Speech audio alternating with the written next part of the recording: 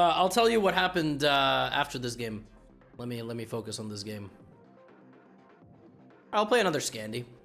The Scandi, I just throw this opening out there and then I win every game. I mean, it's pretty sick. What are we gonna do? D3. Okay. I'm gonna go bishop G4. And now I think there's a very interesting line. Is it here? Is it in this position? You know what? I'm gonna go here. I don't think so. I don't think so. Queen B6. I don't want to get hit with any stupid stuff. The unique thing about this structure is that it's very different than a normal Scandinavian. So now some E6. I don't want to rush with this move because there could be some random queen traps, but we're going to see what our opponent does. Knight E2 is a very ugly move. Yes, so on that move, now I can start considering Knight C6 because Knight A4 I can run away. And now that's really nice, right? Like if you give me that option, I'm going to be very happy. The Knight on A4 is just bad. But if sometimes you get hit there, it's really unpleasant. So I'm going to grab the second bishop. And then I'll decide which way to castle and life will be good. So. Shout out to the 48-month sub. What a Chad. That's...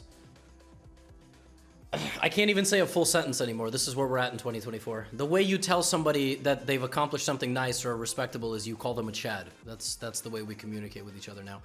Bishop E3 makes sense. I thought about playing bishop C5, but then the knight goes to A4, queen A5. I kind of have to bounce around, so I'm just going to go back to A5. And then the difference is I don't have to, you know, so.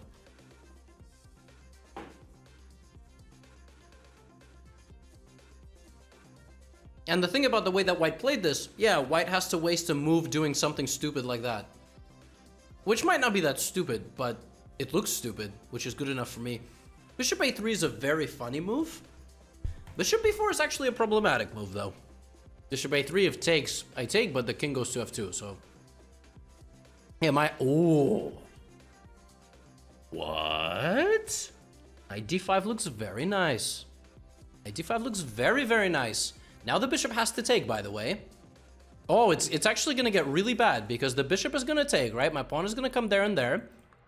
When that happens, not only do I threaten this, which just straight up wins the game, I threaten to damage the structure, and on top of that, A3 does nothing because the pawn is pinned to the rook. So A3, D4, black wins. Just straight up wins because AB, I take the rook. If castles, I take on C3 with the tempo. AB, I can sack the queen, and then this is hanging. So now if white goes D4, I'll smash the structure. Probably just castle and win some sort of endgame. But I don't even have to take on H3. I can preserve my bishop, but it's definitely the best move, like according to the engine. I mean, you have to ruin a pawn structure like that. You don't even think about it. I can then ruin this one as well. My opponent will have two sets of doubled pawns, sets of pawn islands. Yeah, and so now I will not even think about this move. Now the only question is, if I castle this way, do I get mated? And the answer is, I don't think so.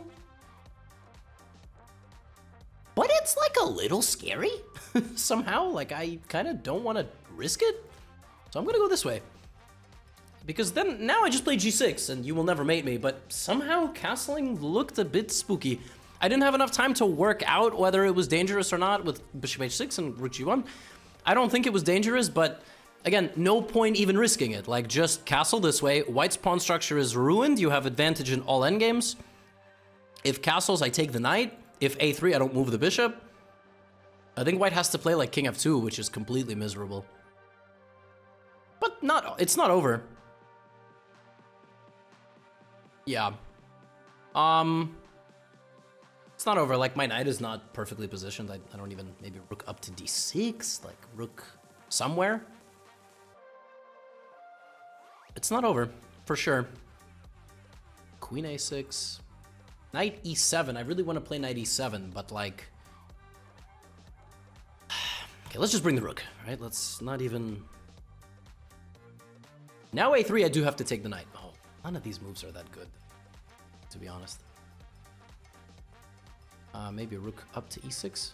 This just seems smart. Always mobilize one way or another. White might start trying to trade rooks with me, which is kind of a sensible strategy considering the position's very bad, but yeah, like a lot of these moves are just not very good. Okay, now we're doubling, which looks very menacing. At some point I will take and put the queen on a6 probably, or just put the queen on a6. Okay, now I think it's time to take. This is just picking up material. Well, there is queen f4, which is surprisingly annoying, but I do have rook c. No. We're not gonna get involved in any of that nonsense. We are not getting involved in any of that nonsense. We are going to be sensible people. Knight e7, knight f5. That's what we're gonna play. Desperate times call for desperate measures. So a player that's desperate is gonna do things that are like aggressive, like queen f4, queen g5, rook b1, rook e1, or just flag. Flagging is also a possibility. Yeah, somehow my opponent is just like not really in the, like their head is just not really in the game. I don't know. Maybe they're nervous because they're playing me or something, but I'm nervous I'm playing them. So there you go. That attacks the rook, which they blundered. 2560? I guess just a bad game. Maybe that was just a young player. Happens. Yeah, I thought that was a very smooth game by me. I thought this was very, very nice. Bishop b4. Okay, bishop a3 is the computer's top choice, by the way. Bishop a3, take, queen here, and king f2. Why? Ah, because you just go here and you're better. Okay, I mean, whatever. I thought...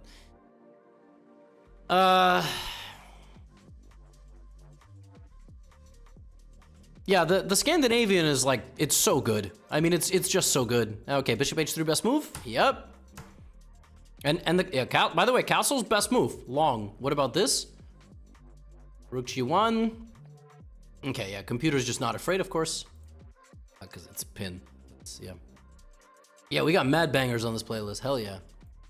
Yeah, I thought I played well this game. That was a nice Scandinavian win. I mean, I'm good, dude. Like I'm sharp. I'm doing a lot of puzzles. I probably played like, yeah, I played 92% this game. Like okay, I mean, the fact that queen a5 is why is, what should I have done here? Knight d4, queen f2. Oh, that is what we call, which is Russian for a minor inconvenience.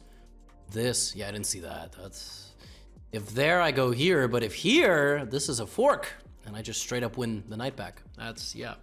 Why was I hesitant to put my rook on the second rank? I was hesitant to put my rook on the second rank in this position because there is queen f4, which is fine because I can just, this is not mate. I would play f6. But suddenly the queen is here, and so I thought, you know what? I think it's a better move if I go get the bishop on g3, like this. This way I will never get mated, and in every endgame I have an edge, queen a6. And I thought my opponent would play rook b1, and to be honest with you, I can even play like queen e2, for example. And white's pawns are ruined. So